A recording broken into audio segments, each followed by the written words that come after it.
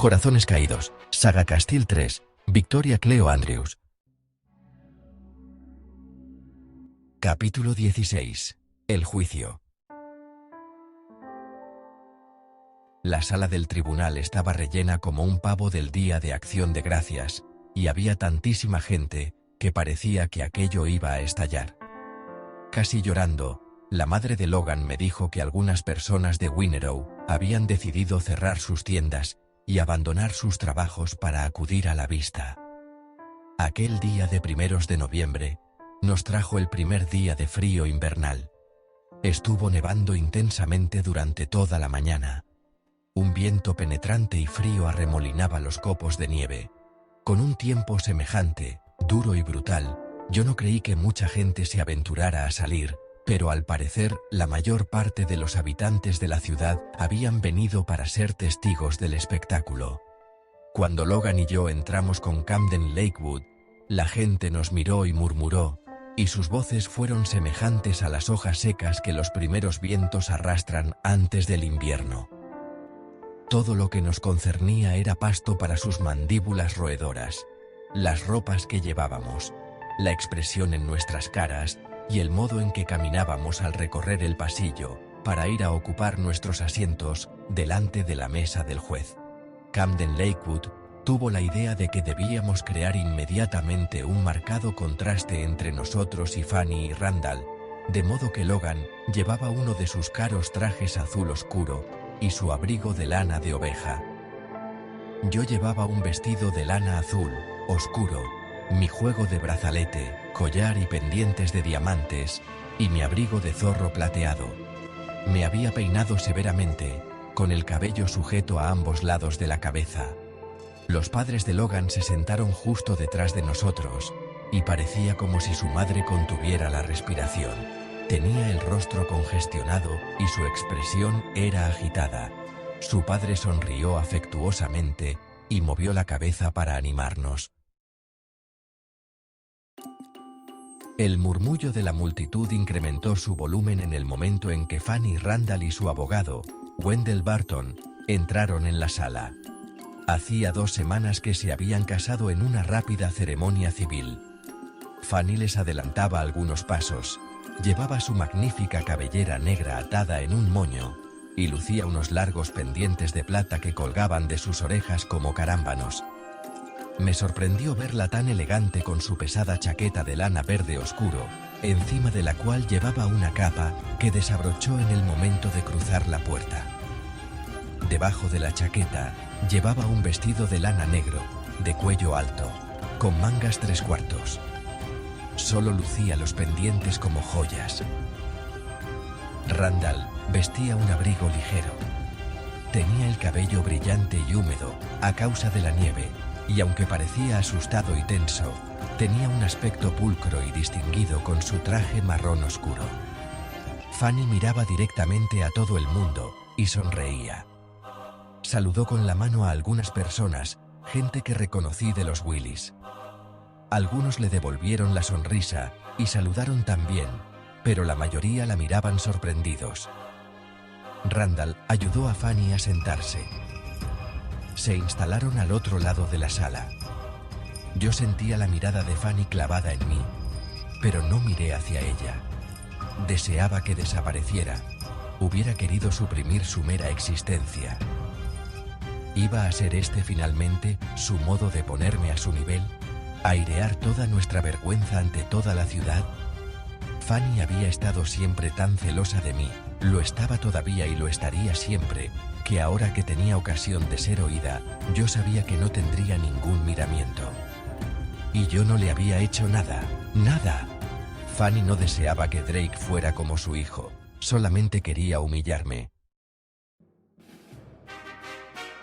Cuando el honorable Byron Mackenzie, el juez, entró en la sala, todo el mundo se puso en pie y cayó, los hombres de los Willys con el sombrero en la mano. El juez se acomodó elegantemente, con sus ropas negras, y examinó con la mirada a su público. Pareció algo sorprendido por la densidad de aquella multitud. Era un juez altamente respetado en la comarca, que presidía muchos casos de la sociedad, y frecuentaba senadores y hombres de estado. Era alto y delgado, con cabello oscuro y ojos castaño oscuro. Buscó entre algunos papeles que tenía sobre la mesa, y después golpeó fuertemente con el martillo. «Se abre la sesión», entonó. Algunas personas tosieron nerviosamente, pero aparte de eso, la sala estaba tan silenciosa como una funeraria. «Espero que esta vista proceda de un modo ordenado», comenzó. «El público se abstendrá, repito, se abstendrá de hacer comentarios, aplaudir o estorbar en modo alguno las presentaciones y el examen de los testigos. Cualquiera que no respete esta norma será expulsado y se expondrá a multas por desacato al tribunal». Miró nuevamente sus papeles. Esta es una vista para determinar la custodia de Drake Castile. Mr. y Mrs. Logan Stonewall han solicitado al tribunal que les sea asignada la custodia absoluta de Drake Castile, quien, según tenemos entendido, en estos momentos está bajo el cuidado de Mr. y Mrs. Randall Wilcox. Mr. Lakewood, puesto que sus clientes son los solicitantes de esta vista, le pido que comience. «Gracias, señoría», dijo Camden mientras se ponía en pie. «Nosotros alegamos, señoría, que mis clientes, Mr. y Mrs. Stonewall, no solamente están en la mejor de las situaciones para proporcionar un adecuado ambiente hogareño a Drake Castile, sino que en el caso de Mr. y Mrs. Randall Wilcox, la situación es totalmente lo contrario. Demostraremos con nuestros argumentos que el ambiente del hogar de Randall es totalmente insano moralmente hablando, y que para el niño en cuestión no es lo más conveniente permanecer bajo la custodia de Mrs. Wilcox.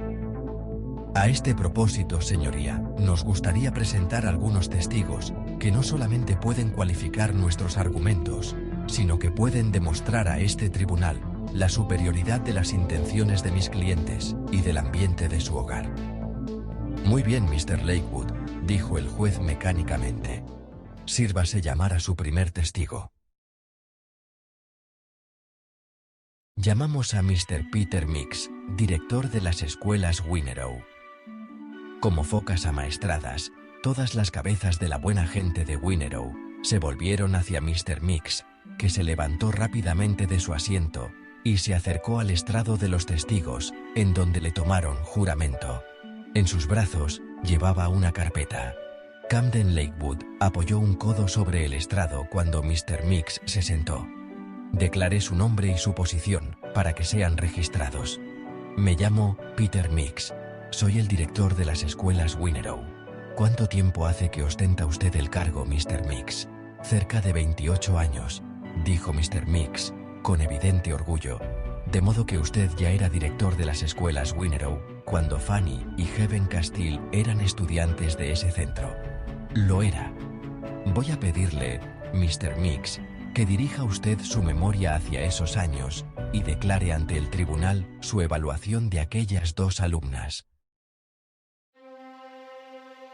«Bien», comenzó Mr. Mix instalándose más confortablemente en su duro asiento de madera.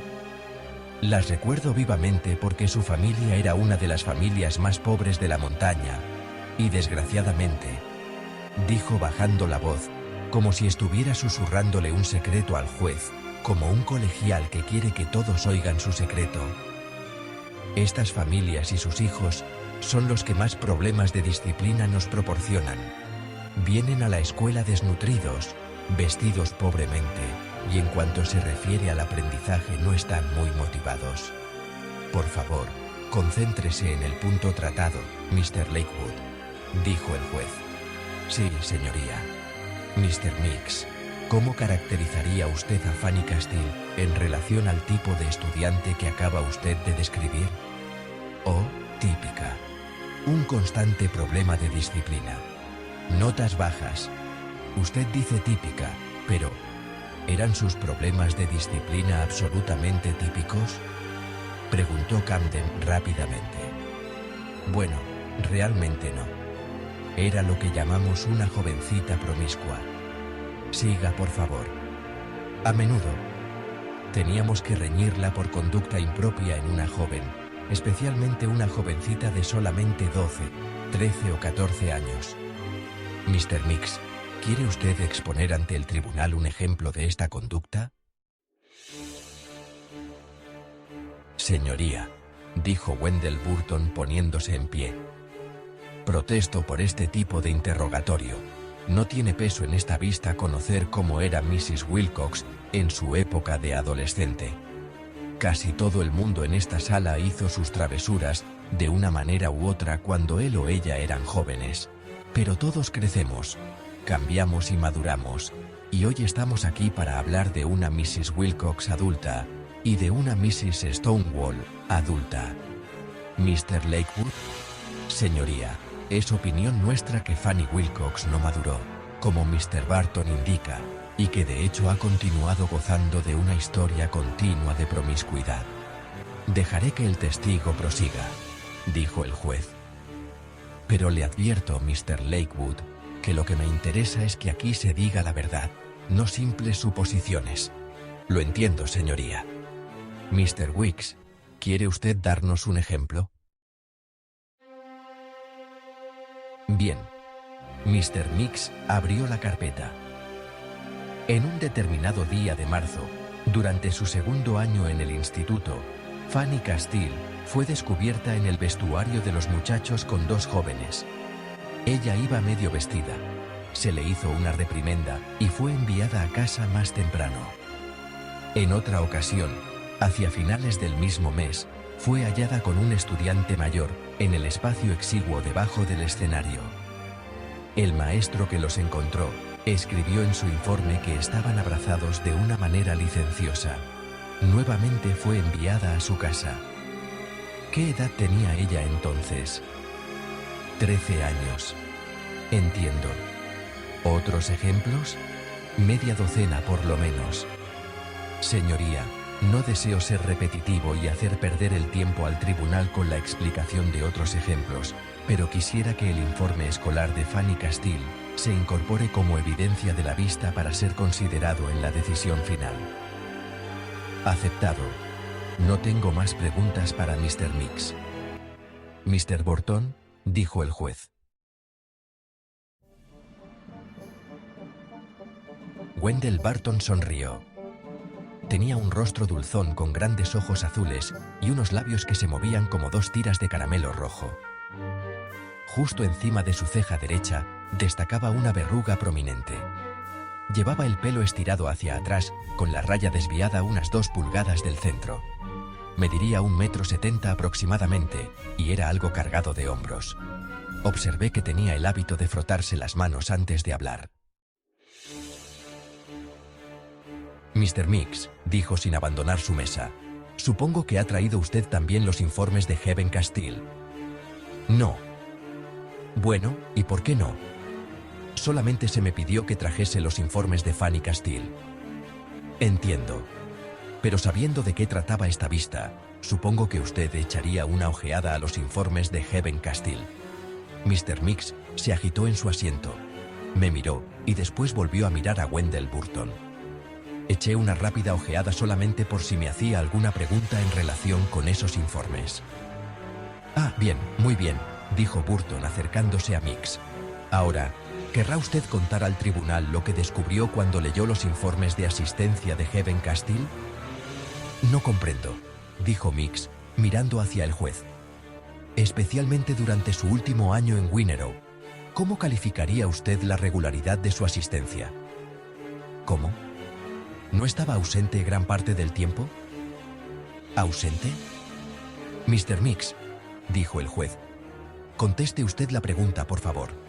Sí, supongo que podríamos decirlo así. Vaya, ¿podríamos decirlo así? Wendell sonrió ampliamente al público y después miró a Mr. Mix. ¿Es esa la conducta propia de un buen estudiante? No, pero... ¿no es un grave problema de disciplina la ausencia de las clases? Naturalmente.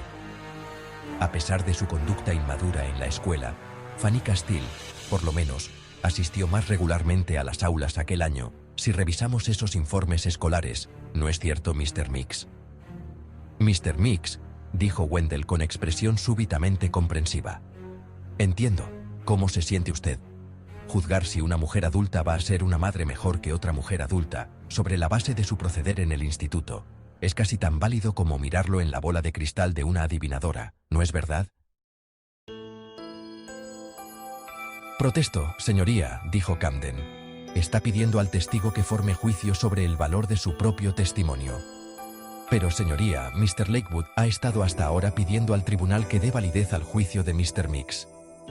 No lo veo de esa manera, Mr. Barton, dijo el juez. Mr. Lakewood ha aportado datos concretos. Esté usted tranquilo, que yo seré quien decida la validez de la información. Protesta aprobada. ¿Tiene usted más preguntas para este testigo, Mr. Barton? Ninguna, señoría.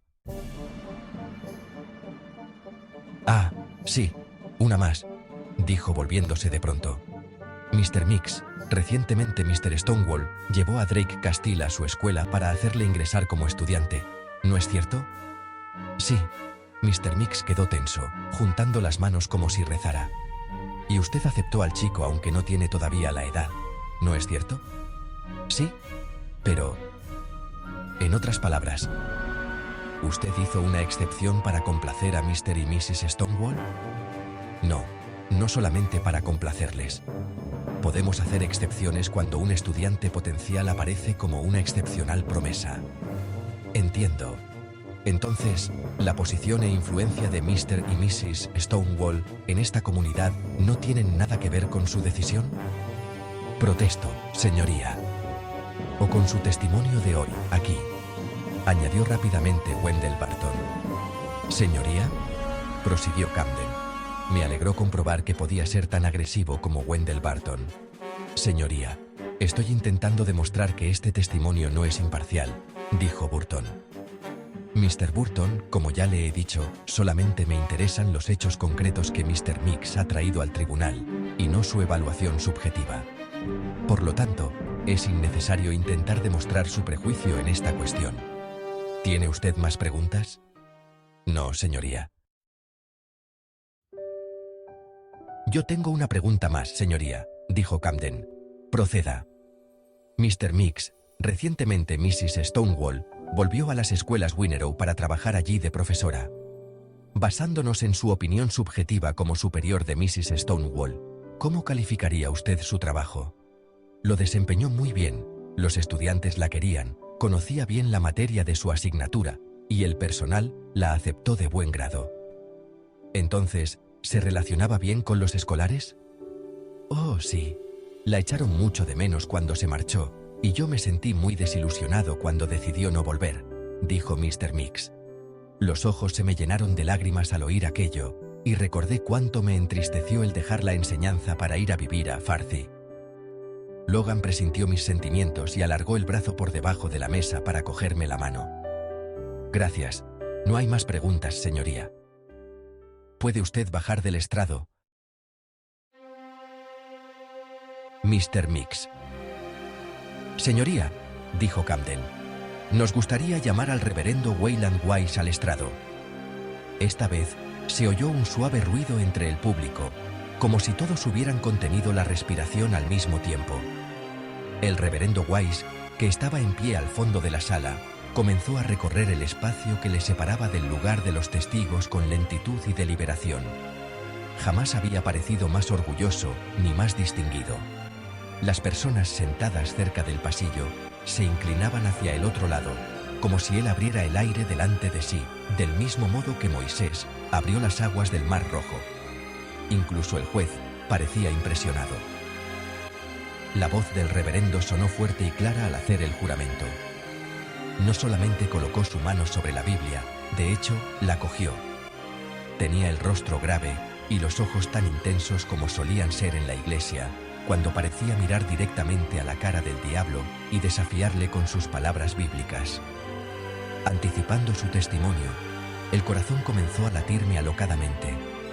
Pero cuando eché una mirada hacia la mesa de Fanny, ella me pareció relajada y tranquila. Murmuró algo en el oído de su abogado, y él sonrió, asintió, y le dio unos golpecitos en la mano.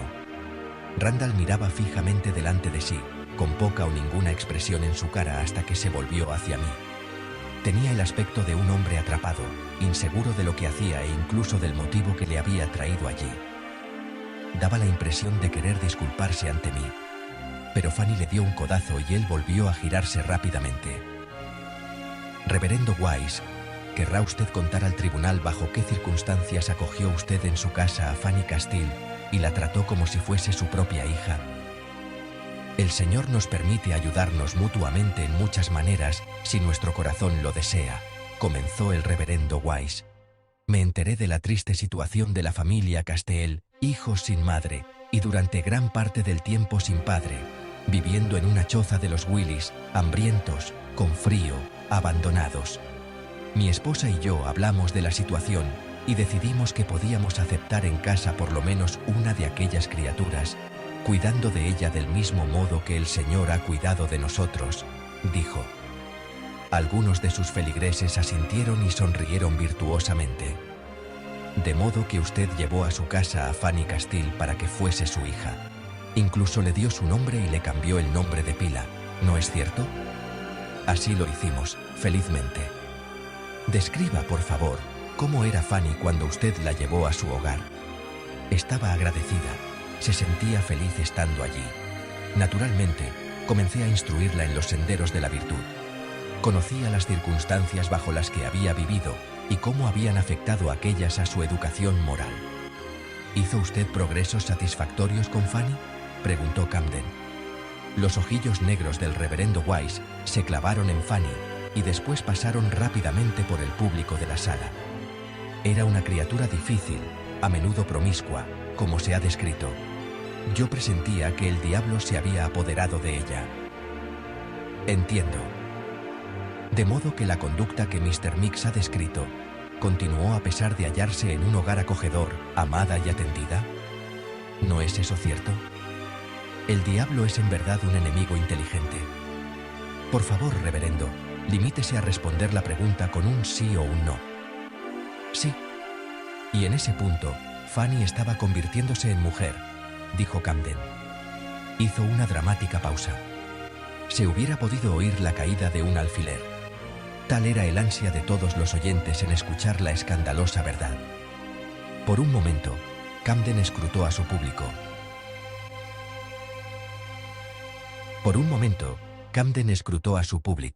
Y de pronto se volvió para encararse con el reverendo. Reverendo Wise, ¿quedó Fanny Castile embarazada durante el tiempo que residió en la casa de usted? El reverendo tardó un momento en responder. Inclinó la cabeza como si rezara silenciosamente. Después, muy lentamente, alzó los ojos y los clavó en Camden Lakewood. Así fue. ¿Y qué fue lo que usted le ofreció? Mi esposa y yo, que no teníamos hijos en aquel momento, decidimos que nos quedaríamos el bebé del mismo modo que habíamos adoptado a Fanny y lo criaríamos como si fuese nuestro propio hijo. Decidimos que el Señor nos ofrecía otra oportunidad y que habíamos sido bendecidos con ello. Se produjeron algunas murmuraciones entre el público, pero cuando el juez dio un martillazo, se hizo el silencio inmediatamente. Nadie quería que le echaran de allí y perderse el drama. Fingimos que la criaturita era fruto de mi esposa, pero fue un engaño de buenas intenciones, pensado para que el inocente bebé tuviera una vida más fácil. Queríamos que fuese aceptado en la comunidad. Así es como el Señor lo deseaba.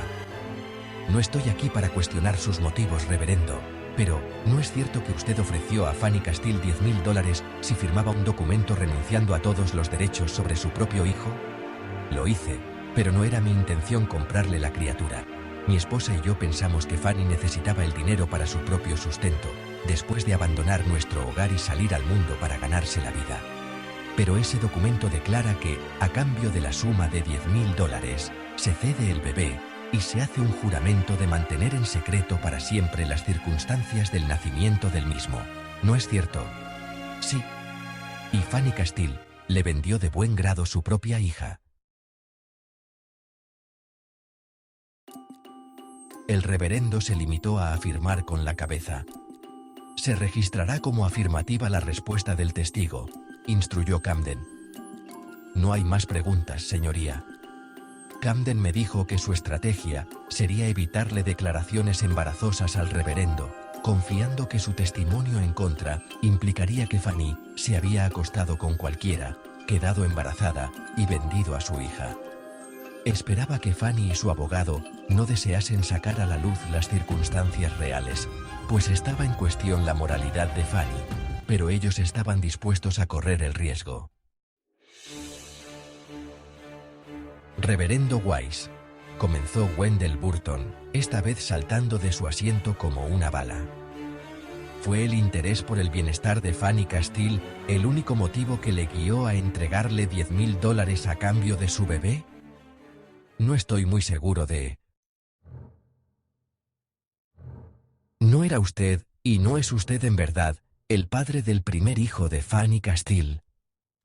La quietud en la sala era tan completa, que parecía que todo el aire hubiera sido aspirado, y se hubiera creado un vacío. Nadie se atrevía a toser. Lo era, y lo soy, confesó el reverendo con voz firme. Se sintió un respingo general del público, pero esta vez el juez no tuvo que martillear. Nadie dijo nada más. Todos se inclinaron ansiosamente para no perder ni una palabra. Usted embarazó a una adolescente en su propio hogar, una niña ingenua y confiada que le había sido entregada para salvaguardarla moralmente. Continuó Burton, inclinándose hacia el reverendo. Mr. Burton, nunca he pretendido ser nada más que un hombre corriente, a quien el Señor había escogido para llevar su palabra a otros hombres corrientes.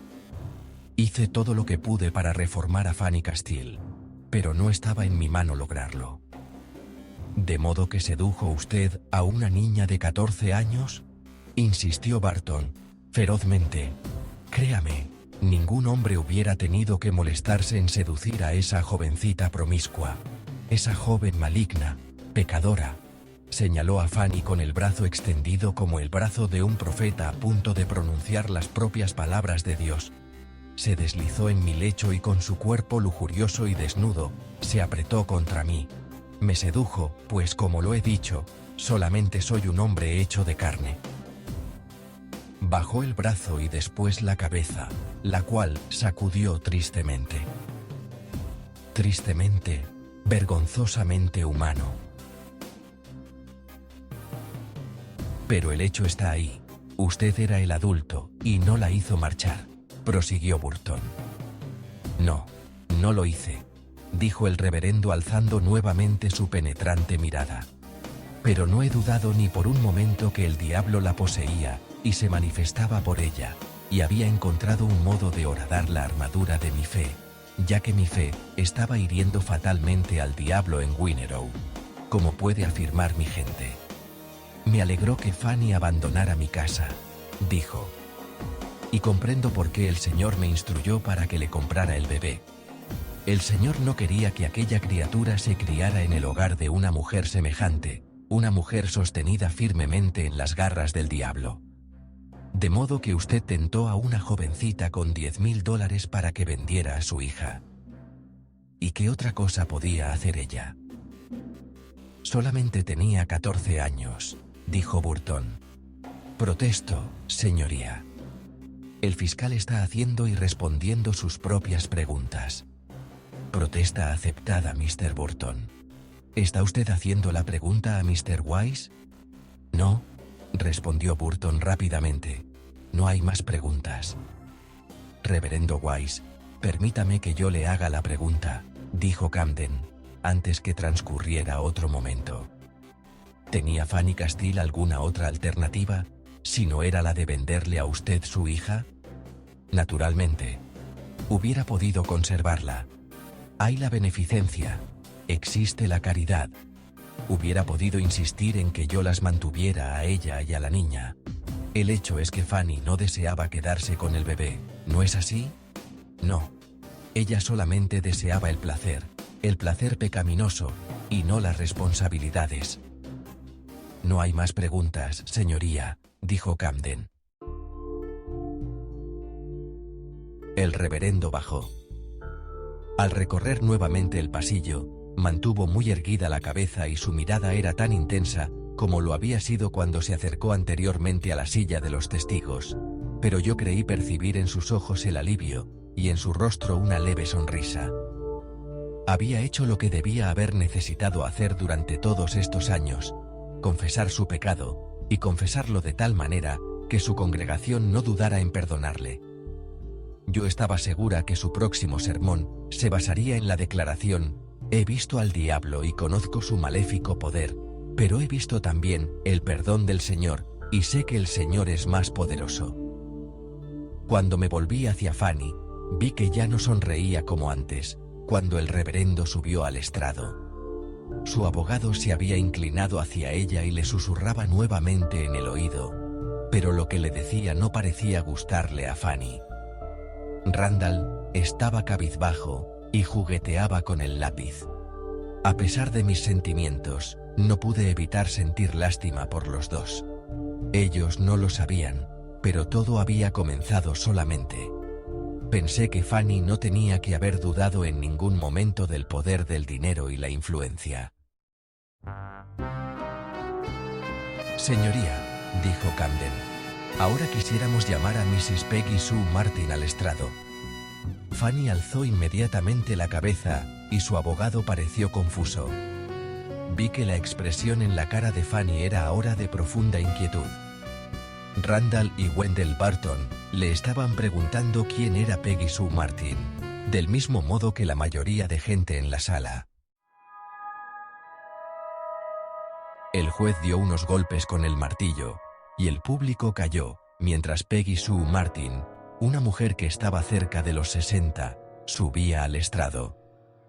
Llevaba una estola barata, imitación de piel de zorra, e iba muy maquillada, casi tan maquillada como Gillian en sus periodos de locura, colorete en abundancia en las mejillas, lápiz de labios demasiado espeso y amplio, y pestañas que casi se le cerraban debido al rímel azul claro.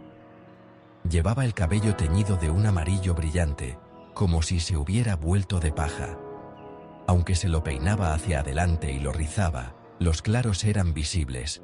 Su fino vestido color azul le apretaba en las gruesas caderas, y la falda le alcanzaba a medio camino entre las rodillas y los tobillos. Le habíamos pagado $2,000 más gastos para traerla de Nashville. Hizo rápidamente el juramento y se sentó, cruzando las piernas y sonriéndole a Camden cuando él se le acercó. Mrs. Martin, comenzó él, diga al tribunal dónde vive usted y a qué se dedica. Vivo en Nashville, donde poseo y dirijo una docena de casas de las que soy propietaria. Mrs. Martin, ¿conoce usted a Fanny Castile? Sí, la conozco. Fanny vino a una de mis casas hace algunos años. Había venido a Nashville con la intención de convertirse en cantante, como centenares de otras chicas. Le sonrió al juez, pero este permaneció impasible. Cuando usted dice que vino a una de sus casas, ¿quiere usted decir a alquilar una habitación? Exactamente. ¿Disponía entonces de dinero para alquilarla? Al principio sí lo tenía, después le fue escaseando a medida que pasaba el tiempo. No es que yo no tenga corazón, pero no puedo alojar gratuitamente a una persona mucho tiempo. Necesito mis ingresos, tengo mis gastos. ¿Ganaba algo Fanny Castile como cantante?, preguntó Camden. Oh no, Dios mío. Comenzó a reír. Ella sabía tanto de canto como yo. ¿Entonces, usted la echó? No lo hice. Entonces, ¿usted la echó? No lo hice.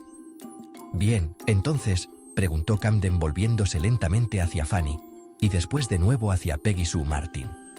¿Qué hizo Fanny para conseguir el dinero que necesitaba para pagar el alquiler? Peggy Sue Martin se agitó en su asiento y tiró un poco de su estola imitación de piel. Bueno, yo no condeno lo que sucede en mis casas. No es asunto mío mientras los inquilinos no rompan nada y paguen puntualmente el alquiler. ¿Y bien? Bueno, algunas mujeres reciben hombres de vez en cuando. ¿Y reciben dinero a cambio?, preguntó Camden. Sí, yo no las animo a ello, dijo rápidamente observando al juez, pero este continuó sentado como la figura de un indio ante una tienda de tabacos. Mrs. Martin, ¿estamos hablando de prostitución? Sí, respondió ella, suavemente. Mrs. Martin, ¿quiere usted hablar más alto?, dijo el juez. Sí, repitió la mujer con voz mucho más alta. ¿Y usted sabe, de hecho, que Fanny Castile se ganaba el alquiler de vez en cuando por ese medio? Lo sé, dijo Peggy Sue Martin. Recordé la visita que yo había hecho a Nashville, a aquella casa arruinada, con la pintura desconchada y los visillos medio colgando. Qué ingenua había sido al no enterarme de la clase de cosas que ocurrían allí. Hubiera debido darme cuenta al ver a aquella bonita chica rubia en pantalones cortos y sostén, con un cigarrillo colgando entre los labios, de que sucedían cosas así. Fanny tenía entonces solo 16 años y estaba completamente sola, con escaso dinero para poder comer. Yo estaba tan preocupada por Gillian y Tony y del modo en que reaccionarían si alguna vez se le ocurría a Fanny aparecer por Farcy, que no me di cuenta del terrible estado en que estaba mi hermana. La invité a almorzar y le prometí que le enviaría dinero, pero no me di cuenta de lo que le había estado ocurriendo hasta entonces. Bueno, ahora estaba saliendo todo a la luz, esparcido sobre una mesa como el contenido secreto de un cajón privado, a la vista de todo el mundo, y era por culpa de ella. La había advertido, pensé, queriendo endurecerme otra vez. No hubiera debido quitarme a Drake. No hay más preguntas, señoría, dijo Camden. Miré a Fanny. Tenía expresión de odio en su cara, y me lanzaba miradas como puñales. Me volví hacia el otro lado. «¿Mr. Barton?», dijo el juez. Wendell Barton habló con Fanny durante un momento y después se volvió hacia el juez. «No hay preguntas para este testigo, señoría. Yo diría que hemos ganado el primer round», dijo Camden Lakewood, ocupando su asiento junto a mí. «Y casi es un knockout». «Este tribunal se retira a descansar», declaró el juez, y dio 3 martillazos.